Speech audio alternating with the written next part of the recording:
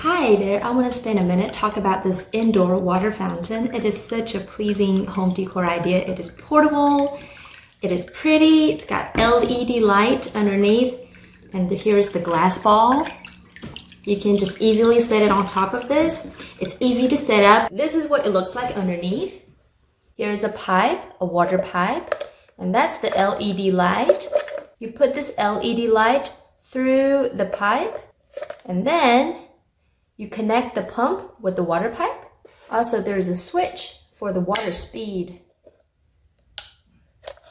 Make sure there's plenty of water in the bowl so the pump can be completely covered by water.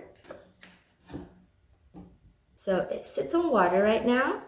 All you need to do right now is just plug it in and it will start running. And once the water is running, you can put the ball, the glass ball, on top. And there you go. The motor is super quiet. All I can hear is the water sound, which is super soothing and calming, relaxing. And I'm gonna show you what it looks like at nighttime. My kids love watching the ball running when they're brushing teeth at nighttime. It'll be nice for the office, the bathroom, the bedroom. I really enjoy this water fountain. I think it will make a great gift.